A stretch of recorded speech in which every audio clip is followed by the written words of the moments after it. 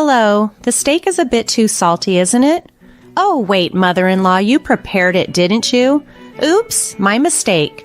I'm Kayla, a 31-year-old nurse.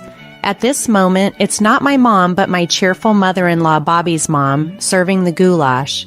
Ever since Bobby and I tied the knot, she's shown me nothing but love. Even when Bobby isn't around, I often visit my in-laws' home to share meals and cook together. My relationship with my parents isn't the best, making the bond I share with my mother-in-law even more special to me. She's an incredibly warm and lively person who raised Bobby and his brother on her own after a divorce during Bobby's childhood. I was initially apprehensive about meeting her because a friend had once warned me that in-laws are enigmas that you'll spend a lifetime trying to understand. However, any fears quickly dissipated the moment we met. I've always wanted a daughter. We've only had rowdy boys in our house. Thanks for marrying Bobby, she once told me, squeezing my hand affectionately. It was then I knew deep down that we would get along well. After we got married, she suggested, let's be like friends and skip the formalities. At first, I was hesitant, but now we can comfortably joke and playfully tease each other. We even pretend to be a stereotypical mother-in-law and daughter-in-law duo, much to the surprise of others who learn of our actual friendly relationship. I still maintain a formal tone during large gatherings or rituals. So, Bobby is working again today? I asked. Yes, he's caught up due to staff shortages, though his job shouldn't normally involve much overtime, she replied. Honestly, I'm happier to see you, Kayla, than Bobby. I always enjoy our cooking time together, she added, making my day. As we chatted, my phone rang. It was Bobby. Hey, Kayla, it's me. Sorry, but I'm stuck at work and can't make it over tonight, he explained. This wasn't the first time. Again, your mom's been waiting, preparing dinner for you, I responded. I know, but work is hectic and she enjoys your company more than mine anyway. Please look after her for me, he said before ending the call abruptly. And so the pattern continues, leaving my mother-in-law and me to spend another evening together. Oh, I exclaimed in surprise.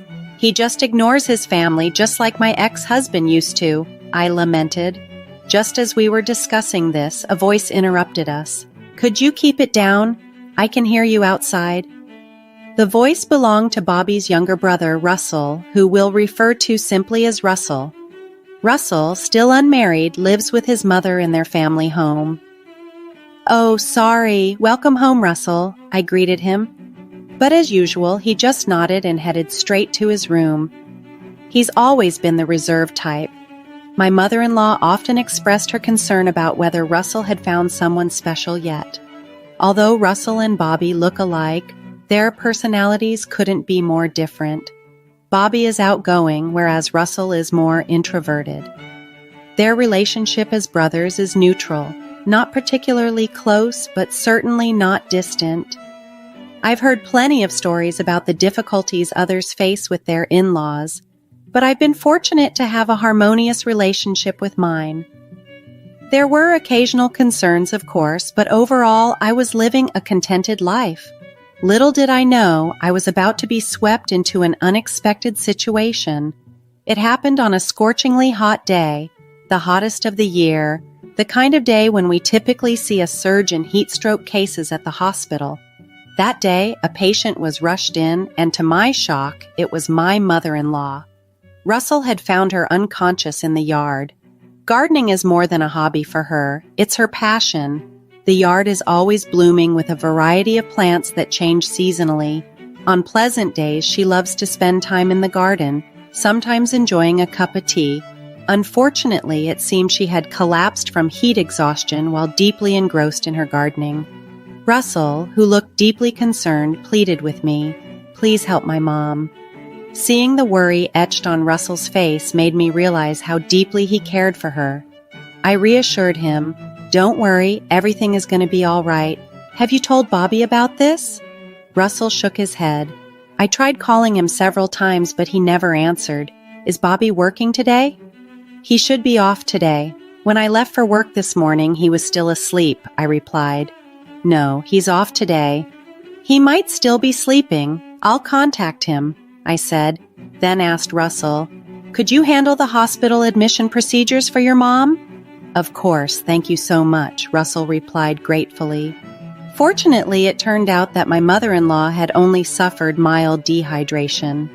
After receiving intravenous fluids, she regained consciousness and was even able to chat.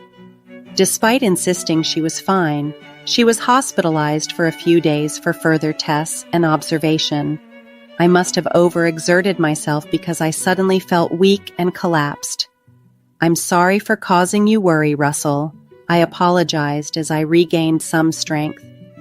Russell, ever the stoic, brushed it off with a simple, not a big deal, maintaining his usual cool composure. Realizing I hadn't yet contacted Bobby, I dialed his number several times but received no response until finally a groggy voice answered. Hello? Bobby, you finally picked up. How long do you plan on sleeping? I asked, trying to hide my irritation. His response came lazily. Actually, I've been up for a while. I haven't seen Mom recently and thought I should do something nice, so I took her to a gourmet bistro. His words sounded suspicious, and I felt a pang of realization. I see. She must be happy then. Yeah, she seemed really happy. She's so clingy, it's almost troublesome, he said nonchalantly. Just as he was about to end the call, I interjected, Wait, can you put her on the phone? I'd like to speak with her. He hesitated, clearly caught off guard. No, she just went to the bathroom. I'll pass on the message. That's okay, I'll ask her myself next time I see her. Are you coming home early today? I probed. Sorry, but I have to work after this. Russell tried calling me earlier too, but I figured it wasn't anything urgent, so I just ignored it. He laughed before abruptly hanging up. His dismissive attitude and flimsy excuses made it clear to me. I had suspected it for some time, but now it was evident that Bobby was having an affair, likely lost in a romantic daydream with someone else. Determined not to let him off the hook easily, I began to plan my next steps. On the day I confirmed Bobby's betrayal, I packed my belongings and left our home. I left behind my wedding ring and a note that simply read, "Be ready," on the desk. I rented a hotel room near my workplace and started living there. My life as a nurse afforded me a decent salary, and because I often visited my in-laws on my days off, I didn't have many expenses. Though I hadn't saved much money since getting married, the idea of my financial resources dwindling was a concern, but one I was prepared to handle. With a few possessions and a strong resolve, I faced the new chapter of my life head-on, ready to confront the challenges ahead. I had resolved to make Bobby account for everything that had been lost. The day after I left our home, he tried to contact me, presumably having returned in the early morning and realizing the gravity of the situation. Despite his multiple calls, I chose to ignore them. When it became clear that I wasn't going to answer, he began to flood my inbox with messages. Initially, his texts were pleading, "Kayla, you must have misunderstood something. I'm worried. Please come home. It was my fault." However, as time passed, his tone shifted dramatically, becoming more demanding. "Hey, respond to me. If you want a divorce, go ahead. You're the one who mentioned divorce, so I expect alimony." Then he would swing back to apologize. His erratic messages made me question his emotional stability. Seeing him become increasingly desperate, I knew it was time to confront the situation. The following week, I visited the in-laws to celebrate my mother-in-law's discharge from the hospital after her tests came back clear. "Thank you, Kayla, for organizing this lovely gathering." My mother-in-law expressed her gratitude as we planned to enjoy her favorite cake from the bakery she adored. Her face lit up with joy when I mentioned the cake. During the celebration, she inquired quietly, "So, how are things with that matter?" "All the preparations are complete. I can't wait," I replied with a determined smile. As we were enjoying our dinner, the doorbell rang. The seriousness that washed over my mother-in-law's face when she saw who was on the intercom told me everything I needed to know. "Come in," she said coldly, and the front door opened to reveal Bobby, whom I had insisted must come as we needed to talk. I had already shared everything with my mother-in-law about Bobby's infidelity, and she was understandably furious. However, she repeatedly apologized for her son's actions, which made me feel guilty. "Kayla, why didn't you contact me? I've been so worried," Bobby began, trying to cut through the tension. "It's fine, cut the drama," I interrupted. "I think you know, but divorce is the only option here. Of course, I'll be taking alimony." The topic of money instantly triggered a defensive response from Bobby, who up to that point had seemed somewhat composed. "What? Why do I have to pay the alimony? It should be Kayla who pays." "Enough about money," I said firmly, silencing the brewing argument. The time for discussions had passed, and it was now a matter of taking formal steps to address the dissolution of our marriage. I couldn't help but question Bobby's reasoning abilities, but I knew that getting emotional wouldn't help the situation. I needed to keep a level head. Calmly, I responded, "You're the one who cheated. It's clear you're at fault, and you should be the one to pay alimony." Despite his muttered protests, the usually reserved figure of my mother-in-law reached her breaking point. "Bobby, you're just spouting nonsense. Just go ahead, get the divorce, and pay Kayla the alimony. And don't you dare show your face here again, or I'll bury you in the garden," she exclaimed, her patience finally worn thin. As she was about to continue her tirade, I quickly intervened to prevent any further outbursts. "Bobby, aren't you ashamed to put your parents through this? Sign these," I urged, placing the prepared divorce papers in front of him. He looked visibly shocked, perhaps not expecting the divorce talk to become so real. His surprise deepened when I questioned, "Why did you come alone today? Didn't I ask you to bring her along?" Taking him back with my glare, he responded seriously, "I did talk to her, and she seemed willing, so I brought her along. She's waiting in the car right now." Frustrated with his mumbling, I snapped, "Just go get her." Understanding the urgency, he left and soon returned with a woman whose presence was anything but subtle. "Excuse us," the woman entered with a grating voice, brimming with inappropriate enthusiasm for the situation. "Hi there, mother-in-law. Nice to meet you. I'm Alexis." "And long time no see, Kayla," she said with a chuckle upon seeing me. "Alexis," I remarked dryly, not impressed. "I'm surprised you haven't changed at all."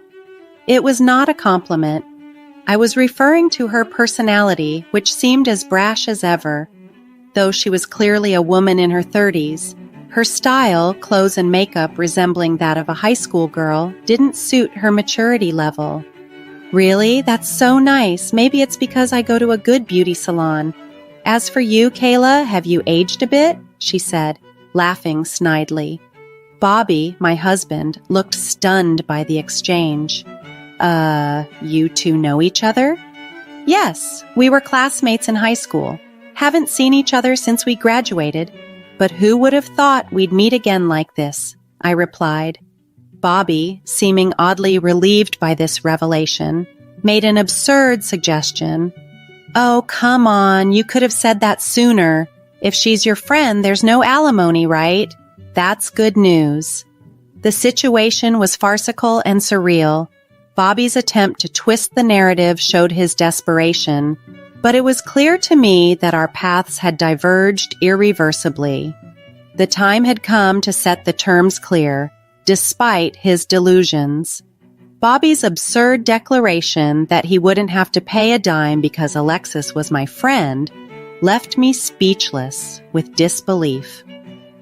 "No, we're not friends," I corrected sharply, disgusted as he referred to her as my princess, a term that brought back unpleasant memories from our early dating days when he used to call me Princess Kayla. It was so irksome that I eventually made him stop. His penchant for cringeworthy nicknames had always been a sore point. When I first discovered Bobby's betrayal, I didn't hesitate to consult a lawyer. As the investigation unfolded, it turned out his affair was with Alexis, a woman notorious for pursuing other women's partners. She had a history of flirting with taken men, often sparking disputes despite her less-than-average looks. However, her overflowing confidence seemed to make her believe she was the most attractive person around. I rarely engage with social media, but a friend informed me that Alexis was quite active there, boldly messaging any man she fancied. It turns out she had reconnected with Bobby this way. Learning that Alexis worked as a housemaid added to the surreal nature of the revelation. It felt demeaning that my husband's mistress was someone who behaved in such a low manner. "I'm tired of this conversation. Can you just sign the papers quickly?" I urged Bobby, who had been dragging his feet about the divorce. Surprisingly, he signed the divorce papers without further hesitation, still under the delusion that there would be no need for alimony. "Now I can finally be with you, Bobby. I'll always be your pretty wife," Alexis cooed, trying to sound endearing, a sight painfully awkward to witness, especially from a woman in her 30s. Despite the absurdity, Bobby seemed unfazed, which made me question his judgment. "So, mother-in-law, please get along with me from now on," Alexis chirped, trying to win over my mother-in-law, who flatly responded, "Huh, no thanks," with a tone that brooked no argument. Alexis began to whine to Bobby, complaining about the unfairness, even as he started rambling about how she's good friends with Kayla. Just then, my brother-in-law Russell walked in, catching the tail end of the drama with a wry smile, instantly grasping the situation. "Wait, isn't that Russell? No way, are you the brother he mentioned?" Alexis exclaimed, suddenly energized upon seeing him. She was getting overly excited on her own, while Russell coolly replied, "Long time no see, Alexis." It turned out that Alexis and Russell had once worked together at a part-time job. Considering Russell's good looks, it wasn't surprising that Alexis had shown interest in him. Ironically, due to her terrible memory, she had been fired from that job, a fact that added yet another layer of complexity to the unfolding drama. "I'm going to be your new sister-in-law. Are you happy?" Alexis swayed as she addressed Russell, who responded with a cold, "Are you serious? That's the worst." His chilly retort seemed to shock Alexis, freezing her in place momentarily. "Oh, this was sent to me by a friend. That's you, right?" Russell then pulled up a certain website on his phone. It was one of those distasteful sites where people poke fun at others' social media mishaps. Alexis was frequently the butt of jokes there, with comments like, "Alexis is exhausting today too," and "At this point, it's just a joke." Russell also showed us one of Alexis's social media accounts filled with selfies, clearly identifying her in each. Out of the corner of my eye, I watched Alexis's reaction, expecting her to be upset. However, she shrugged it off. "It's hard being popular. These are mostly just women being jealous. Oh well, whatever." Her response was defiant, but her energy had noticeably dipped, betraying a hint of hurt. Despite everything, I felt a twinge of sympathy for her. The internet can be cruel, and nobody deserves to be humiliated like that. "Well, it doesn't matter. From now on, Bobby and I are going to live a glamorous life," she declared with forced enthusiasm. Hearing those words, I couldn't help but burst into laughter. A glamorous life? Really? Could you stop acting tough because your husband got taken? It must be tough to at least act like you snagged a doctor, huh? At Alexis's words, we all burst into laughter. "Wait, when did Bobby become a doctor?" "Congratulations!" I mocked, laughter overtaking me. My husband had posted a photo of the hospital where I work on social media with the caption, "Another hard-working day." He used to pick me up after my shifts, and Alexis had misconstrued it to mean that Bobby worked there as a doctor.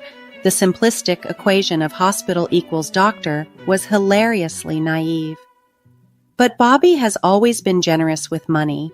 He even took me to a gourmet bistro the other day and paid for my spa appointments. Alexis continued, her tone increasingly desperate. I didn't think my husband had much money, I mused, puzzled by her claims. When I confronted him about the source of his generosity, Bobby dropped a bombshell. I used Kayla's credit card. Using someone else's credit card is, of course, illegal, even if we're family. But my main card was still in my wallet. I had used it to pay for a hotel just the other day. So, whose card did he use? As I pondered this, Bobby quickly tried to smooth things over. Well, what's done is done.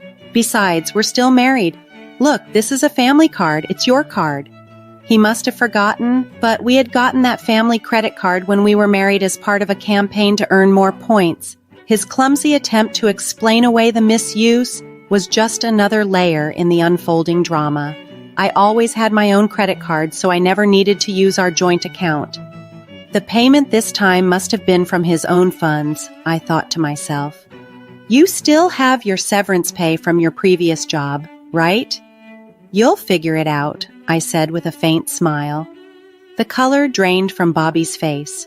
He had once held a respectable position at a well-known company where his hard work was appreciated, and he had even been promoted to team leader. However, a few years into our marriage, he abruptly resigned, claiming I was the reason. As a nurse, I often worked night shifts, and sometimes my income exceeded his, which bruised his ego. He began making remarks like, "If Kayla's earning well, I don't need to work, right?" I never took issue with his choice. I appreciated his help with household chores, which did make a difference. Yet the financial burden of being the sole earner was heavy. Almost all of my salary went towards our living expenses, leaving me with no savings. Bobby always found excuses to avoid visiting my in-laws, likely fearing my mother-in-law's comments on his unemployment. I had naively hoped he would eventually seek stable employment again. Then, one day, Bobby proudly announced he had secured a job. He had started working part-time at a convenience store near the train station and had quickly been promoted to team leader. As I relayed this story, Alexis scoffed under her breath. Convenience store team leader? Then, as if a switch had flipped, she stood up abruptly, shouting, "You've been lying to me. You're the worst. I'm going to sue you." She stormed out like a frightened rabbit. Watching her hurried departure, I thought to myself, "It's you who's going to get sued, sorry to say," though I kept these words to myself. The room fell into an eerie silence after her exit, until it was broken by Bobby, unbelievably saying, "Well, that's how it is, Kayla. Let's get along from now on." Stunned by his cluelessness, I was about to react when my brother-in-law Russell, a former judo team captain, gracefully flipped Bobby over with a perfect throw. My mother-in-law clapped, exclaiming, "What a throw!" I struggled to suppress my laughter. Bobby, who had some judo experience himself, looked utterly foolish, taken by complete surprise. Following these events, I swiftly filed for divorce. Bobby ended up paying me alimony from a term deposit that had matured before our marriage. He once showed up at my workplace post-divorce looking rather pitiful, but after I threatened to call the police if he ever returned, he never appeared again. Considering pursuing legal action against Alexis crossed my mind, but ultimately I decided against it. The thought of entangling myself further with her was unappealing. I felt certain that her actions would eventually lead to her facing difficulties. During a consultation with my lawyer, I learned more unsettling news about Alexis.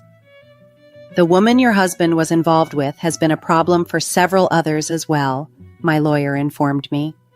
It turned out Alexis had entangled herself with many people, not just my husband, and her actions had affected over 10 victims.